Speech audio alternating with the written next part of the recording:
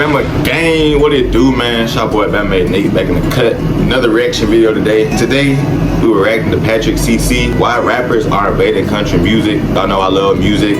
I used to watch Patrick CC like all the fucking time. The Ox Wars and shit. That shit was lit as hell. I love rap and I love country too, so I said why not react this video today, but I'm saying finna go in, see what Pat's talking about on this hoe, you know what I'm saying? Pat understand music too, so finna see what it's talking about. There are a ton of people watching right now that are like, I have never and I will never listen to country music. Or they say something like, I listen to everything except country. And once upon a time, I was one of those people too. I ain't gonna lie, that kind of used to be me, a little bit, but like, not for real though. I fuck with country music still. But you know what's gonna change that? Hip-hop's influence. Hip-hop has remained... And this nigga right, like hip-hop got the fucking biggest influence in the fucking world, bro. Like, no cap, man. Y'all seen what Kendrick doing? Well, he rapping shit, but that fall under the category of hip hop and shit. But y'all see how he fucking up the whole world, not just the West Coast right now. That nigga fucking up the world with that Drake diss. You feel me? Hip hop influential as fuck. Niggas want to be like the artist, man. Like, it don't matter what the artists do. It don't matter if they killing niggas. They crazy ass niggas scamming. It don't matter. Like, people want to be like that. Like, when you get money and shit like that, and you in a position like that, folks gonna want to be like you and shit. Uncontested as the #1 genre coming close to a decade now. And I don't think that's going to change anytime soon. Right. But there is no denying that country music is rapidly increasing in popularity in... That shit not going nowhere. Mainstream. In the last 6 years, country music streaming has increased by 287%. And I believe that country music's popularity, as it pertains to the mainstream, has a lot to do with the fact that they've been low-key stealing ever so slightly from hip-hop over the years. It is also evident... I want to see what you talk about. I want to see this. That hip-hop and pop artists who have been dipping their toe in the genre is increasing its popularity. Big X The Plug, Lil Durk, Lil Uzi Vert, Kevin Gates, NLE Choppa, Post Malone. I feel like a lot of that is also because niggas from the South, bro. Like, you can't... I don't know how to explain it, but if you're from the South, you got a little country in you. Whether you full on country or not, you got country in here, man. I'm just tell you like that. Beyonce, even Young Gravy are just a few of the many artists making country rap fusion songs. And if you're one of those people who will just never change their mind about country music, you do not represent the majority. And for all of you that are sort of on the fence, like you don't really prefer country music, but you don't necessarily have a fucking love country problem with it, hip-hop and pop artists are gonna slowly put out crossover hybrid gems that are gonna change your mind over the next few years. I agree with that shit too. Today I want to talk about hip-hop's sneaky influence on mainstream country music and how that's going to change the future of the genre. Now, we could go all the way back through the 60s, 70s, and 80s to hyper-focus on where the origins of country and hip-hop collided, but hip-hop's influence on mainstream country really started at the end of the 1990s. We all understand that country music has been marketed as the experience of life in the southern United States. Everything from their imagery to their subject matter correlates to their life experience in the South. Yet at the same time, many influential hip-hop artists also come from the southern United States. That's what I'm saying. It's country down here. I'm Alabama. This shit definitely country, fam. You feel me?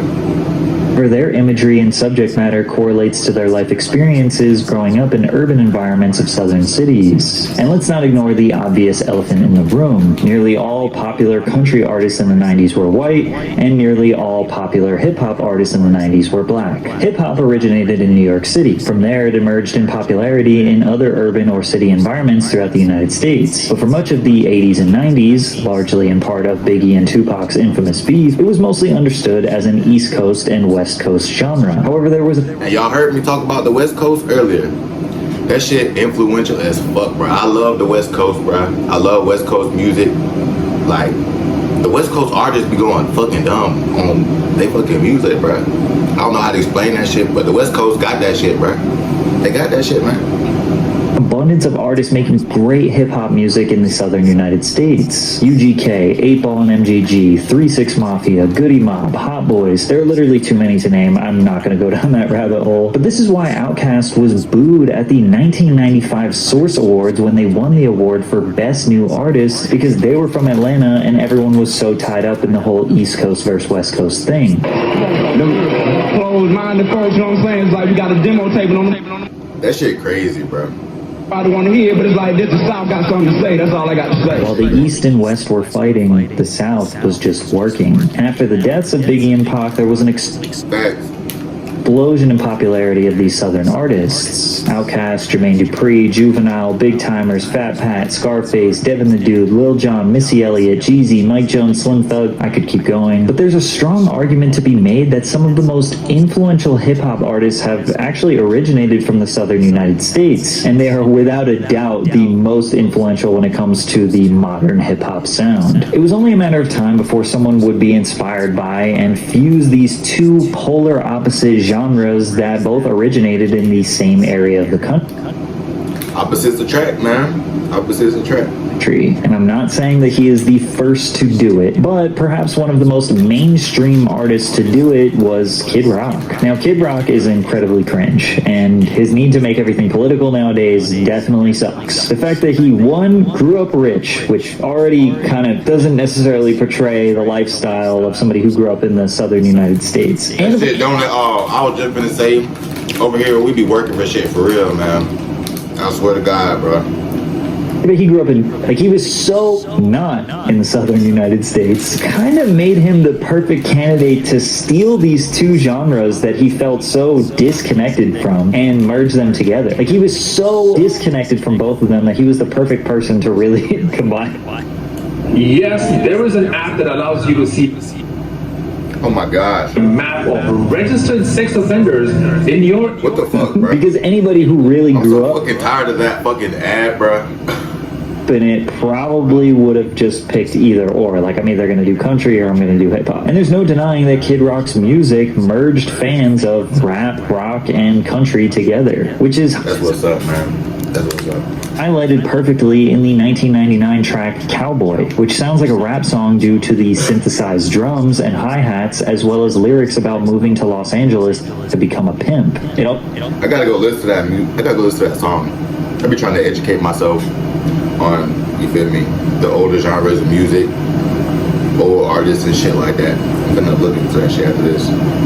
also features a blues harmonica, and of course the classic acoustic guitar while showcasing that stereotypical Southern American imagery. Kid Rock is also very open about being inspired by Run DMC, and also look at how bro was dressing in 1999. It was blatantly obvious hip-hop was his fashion influence. And at the time, combining these genres and styles was considered fresh and innovative and exciting. It wasn't the best music. I'm not going to say it was good or great. It was popular though. And although he wasn't exactly a country music artist, he had collaborated with and done shows with country artists, which allowed him to gain a lot of fans in that genre. Kid Rock's music undoubtedly led to other artists seeing what he was doing and then becoming inspired to do the same thing, which kind of creates this chain reaction of people being inspired by one another until you get so far away that you don't even really know who inspired what, or when the genre lines just sort of blurred together. Like Bubba Sparks, who grew up living a country lifestyle in rural Georgia, but grew to popularity by making rap music. His image was the stereotypical country boy, fat white guy wearing blue-collar clothes on the farm surrounded by other seemingly poor white people. But he was rapping, so as you can imagine, he attracted a large fan base of people that resonated with his image, but maybe they weren't necessarily hip to rap, or they didn't really like it, and he allowed them to get... I love how Pat explains stuff, breaking this shit down where everybody can understand this shit. interested in it. He bridged that gap, but only for a short moment, because it's not like he was this superstar. Sure, he had one or two good songs, but yeah, the gimmick dried up kind of quickly. And I'm not trying to downplay Bubba Sparks' career. I mean, he grew a strong fan base, slowly evolved his music and image, and his fans still rock with him 20 years later. So many artists don't know how to create that strong fan base that is going to fall in love with their music, which is why I created a music marketing newsletter called Tuned In, where I give the strategies that experts use to build a community of fans. After you pay for a membership... That's why I fuck with Pat be doing shit like that, man. It's a real nigga right here, bro. At tunedin.marketing, or you can do it by clicking the link in the description. You will receive an easy-to-read email every Wednesday containing relevant music marketing advice like what to post on TikTok, what hashtags you should use, or general music marketing secrets that... That's cold, bro. That's cold as fuck. God. Experts are using to gain more streams on Spotify and build a real fan base. Just gotta put y'all on the sauce. Y'all trying to be an artist, y'all better go tap in with Pat. Oh yeah. If you want a strategic advantage over the millions of artists that are trying to be successful, let my team do the work for you and teach you how to market so you can focus on doing what you love to do the most, make music. The next monumental country rap crossover was in the 2004 collaboration of Nelly and Tim McGraw's Over and Over Again. This time the song sounds a tiny bit country, but if you listen to it, I didn't even know they had a fucking song, bro. That shit crazy. Really sounds like an R&B song.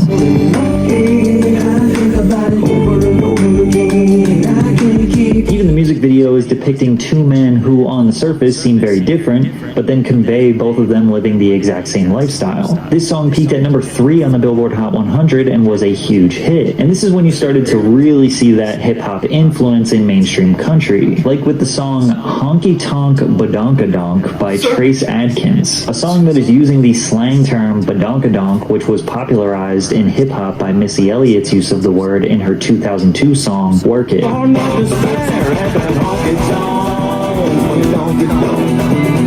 Trace's music video looks like a stereotypical hip-hop video with girls everywhere shaking ass in a club. He is also wearing 4-finger rings, a staple of 90s rap culture. Even the idea of a country artist making an entire song about girls' asses was kind of new, but as we all know, was not even close to new in hip-hop. This track peaked at number 2 on the US Hot Country Songs chart, and number 35 on the Billboard Hot 100 chart, and number 33 on the Pop 100 chart. As cringe as this song is, it was a smash crossover hit. And I know that there are country music fans watching right now that are like, this isn't real country music, this is a joke. We know. We're talking about the mainstream. The same thing can be said about rap fans. When Soulja Boy popped off, they were like, this is not hip-hop. Like, every genre experiences the same thing. We're talking about the mainstream here. Then in 2010, you had Dirt Road Anthem by Jason Aldean, where he is very poorly rapping.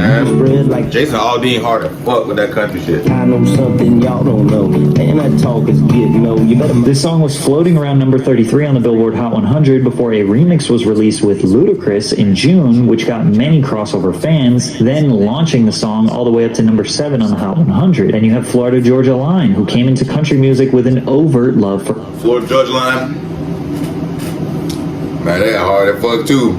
Auto-tune, an effect that was embraced and popularized in hip-hop, mostly by T-Pain, and also an effect that was kind of demonized in country music, at least in the beginning. The 2012 song Cruise by Florida Georgia Line reached number 16 on the Billboard Hot 100 on its initial release.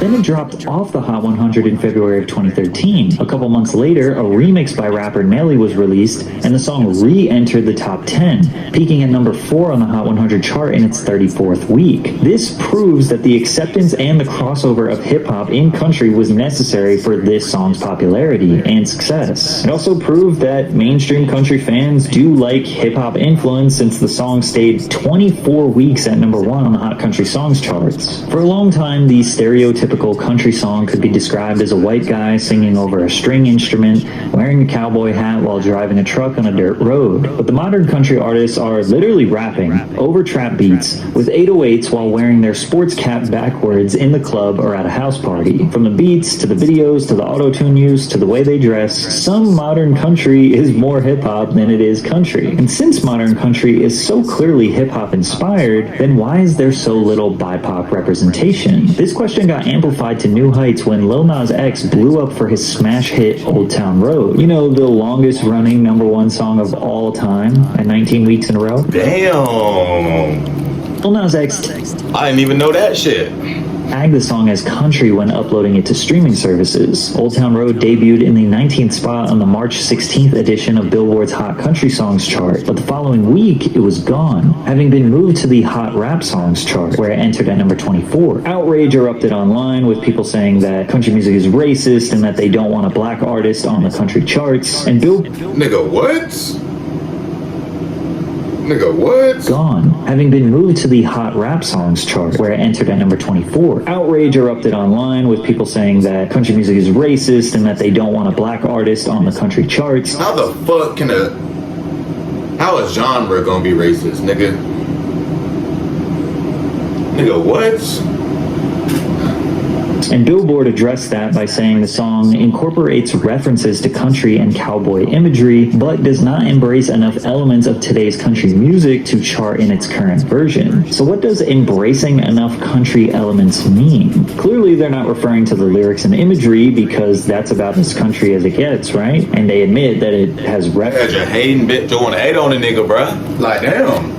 references to country and cowboy imagery, so they must be talking about the instrumentation or the beat, and it definitely is a hip-hop song because of the beat, right? But that's where the lines get a little blurry, because if you're just determining that it's a hip-hop song because of the beat, then let's take a look at the longest running #1 Billboard country songs of all time, Last Night by Morgan Wallen.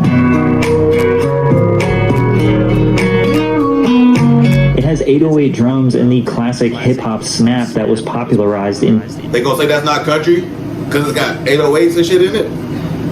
the crunk/snap era.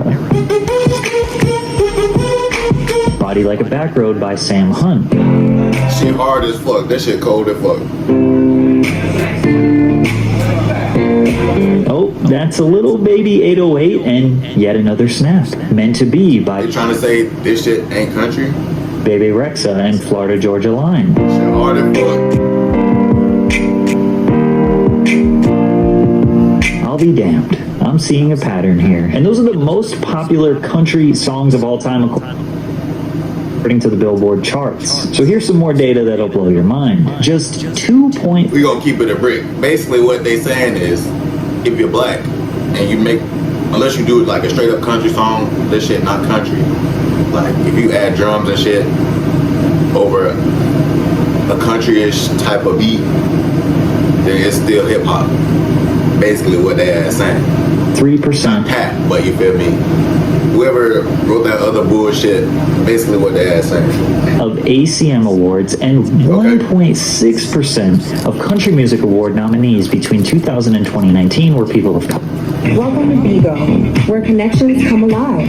Anytime, anywhere. Whether you're ready to go out or head home.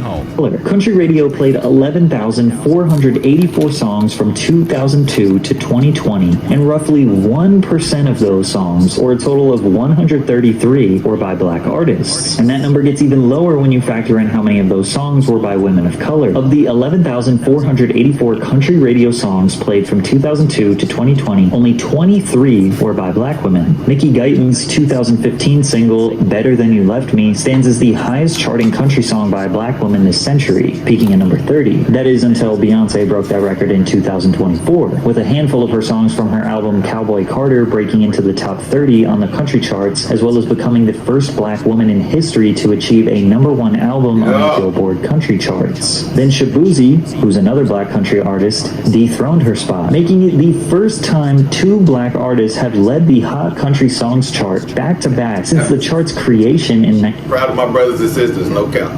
1958. Currently, the #1 song on the Billboard Hot 100 for the past 5 weeks is a bar song by Shabuzi, which at first listen may sound like your stereotypical mainstream country song. However, it samples and interpolates an early 2000s hip-hop banger called Tipsy by Jaquan. And this fusion of hip-hop and country is not going to be some one-off hit like Old Town Road. Shabuzi is here to stay, and he's going to be one of the prime examples of somebody who bridge the country and rap fan bases together and thrive doing so. Shabuzi's story is so interesting because for the first 7 years of his career, he was a rapper. His 2022 album had a straight-up drill record on it.